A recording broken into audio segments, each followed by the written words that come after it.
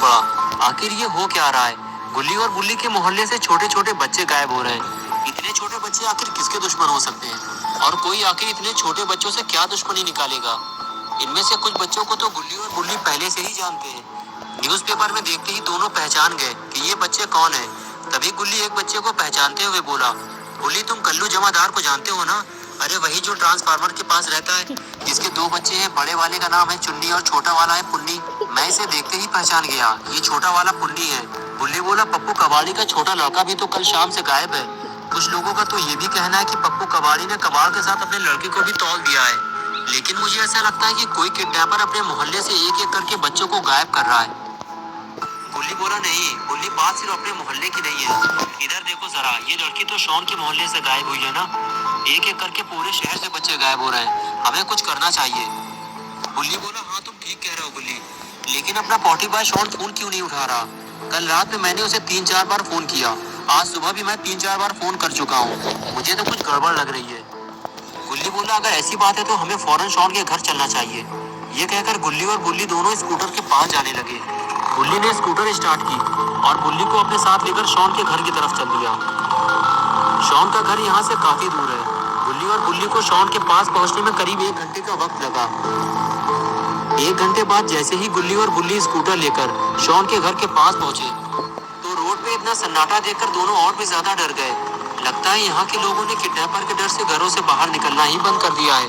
और फिर जैसे ही गुल्ली और बुल्ली शॉन के घर के पास पहुँचे तो उन्होंने कुछ ऐसा देखा जिसकी उन्हें उम्मीद नहीं थी, और ये देखते ही दोनों की खोपड़ी घूम गई। गुल्ली बुल्ली ने देखा कि पॉटी बॉय शॉन तो बिल्कुल सही सलामत है और वो अपनी कार को चकाचक करने में लगा हुआ है। शॉन ने जब से नई कार खरीदी है तब से वो गुल्ली बुल्ली को भूल गया है, और गुल्ली बुल्ली ये सोच रहे थे कि किसी खाद बनाने वाली कंपनी ने पॉटी बॉय को किडनैप कर लिया है। गुल्ली बोला, जब इसने फोन नहीं उठाया तो हम कितना परेशान हो गए थे, और ये अपनी कार चकाचक करने में लगा हुआ है। गुल्ली बोला, बाकी बात हम बाद में करेंगे, पहले चलकर इसकी सुताई करते हैं, एक एक करके इसको टपली मारेंगे। ये कहकर दोनों शॉन की तरफ चल दिए और फिर आगे बढ़कर गुल्ली ने शॉन को टपली मार दी। शॉन फौरन पलटा और अपनी खोपड़ी सहलाते हुए इधर उधर देखने लगा। शॉन ये समझ नहीं पा रहा था कि आखिर उसको टपली मारी किसने। यहाँ तो आसपास कोई भी नहीं है। और तभी शॉन की नजर गुल्ली बुल्ली की स्कूटर पर पड़ी और शॉन देखते ही पहचान गया, अरे ये तो गुल्ली बुल्ली की स्कूटर है, लेकिन ये यहाँ कैसे आई? शॉन ये सोच ही रहा था कि तभी उसने गुल्ली को छुपते हुए देख लिया।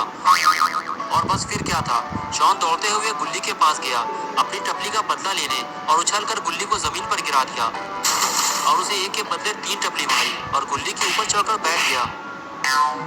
तभी गुल्ली ने शॉन से बताया, बुल्ली ने तुम्हें टपली मारी थी, वो भी साथ में आया है। और तभी बुल्ली वहाँ आ जाता है और थोड़ी देर मौज मस्ती करने के बाद जब ये तीनों थोड़ा सीरियस होते हैं तो बुल्ली शॉन से कहता है, तुम्हारे भाव कुछ ज्यादा बढ़ गए हैं। कल रात कितनी बार तुम्हें फोन किया, आज सुबह 3-4 बार फोन किया, लेकिन तुमने फोन नहीं उठाया। शॉन बोला, नहीं तुम्हारा कोई फोन नहीं आया मेरे पास। गुल्ली ने कहा, कल रात का तो मुझे नहीं पता, लेकिन सुबह बुल्ली ने मेरे सामने फोन किया था।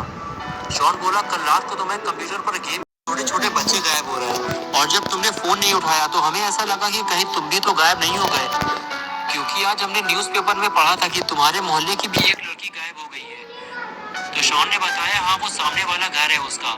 उस लड़की के गायब होने के बाद बहुत सारे लोग अपना घर छोड़कर यहाँ से चले गए। गुल्ली बुल्ली और शॉन आपस में बात कर ही रहे होते हैं कि तभी अचानक वहाँ आइसक्रीम वैन आ जाती है। गुल्ली और बुल्ली को लगता है कि कोई आइसक्रीम बेचने वाला आया है और तीनों उस वैन की तरफ देखने लगते हैं। तभी वो आइसक्रीम वैन शॉन के घर से थोड़ा दूर जाकर रुकती है। गुल्ली शॉन और बुल्ली से कहता है कि मैं तुम लोगों के लिए आइसक्रीम लेकर आता हूँ, बाकी बातें हम लोग आइसक्रीम खाते हुए करेंगे। लेकिन तभी बुल्ली गुल्ली को आइसक्रीम लाने से रोक देता है। गुल्ली कहता है, रुक जाओ गुल्ली, हम में से किसी ने भी उस आइसक्रीम वाले को नहीं रोका है, वो अपने आप रुका हुआ है। उसको कैसे पता चला कि हम लोग आइसक्रीम खरीदने वाले हैं? मुझे तो वो आइसक्रीम वाला कुछ ठीक नहीं लग रहा। उस आइसक्रीम वाले को देखकर गुल्ली बोला, ये कौन है? गुल्ली बोला, शॉन जानता होगा इसे। शॉन ने कहा, नहीं मैं इसे नहीं जानता, मैं तो खुद इसे आज पहली बार देख रहा हूँ। वो हमें देखकर अपना हाथ हिला रहा है। हेलो बच्चों, कैसे हो तुम लोग? मैं हूँ तुम्हारा दोस्त रॉड और मैं लाया हूँ तुम्हारे लिए अच्छी अच्छी आइसक्रीम। एक बार खाओगे तो जिंदगी भर पछताओगे। अगर तुम एक खरीदोगे तो दूसरी फ्री दूंगा और उसके बाद तुम सबको गाड़ी में उठा लूंगा। तभी बुल्ली बोला, शॉन हमें घर के अंदर चलना चाहिए, मुझे ये आइसक्रीम वाला कुछ ठीक नहीं लग रहा। गुल्ली की बात सुनकर शॉन गुल्ली और बुल्ली को लेकर अपने साथ घर के अंदर जाने लगा और तीनों में से किसी ने भी आइसक्रीम वाले को कोई जवाब नहीं दिया। और इधर आइसक्रीम वाला गुल्ली बुल्ली और शॉन को घर के अंदर जाते हुए देख रहा था। गुल्ली बुल्ली के जाने के बाद आइसक्रीम वाला भी वैन के अंदर चला गया और किसी ने भी आइसक्रीम नहीं खरीदी। गुल्ली बुल्ली को घर के अंदर ले जाने के बाद शॉन ने गेट बंद कर लिया। शॉन का रूम सेकेंड फ्लोर पे है, इसलिए शॉन गुल्ली बुल्ली को लेकर सेकेंड फ्लोर पे पहुंच गया। शॉन ने दरवाजा खोला और तीनों अंदर चले गए। रूम के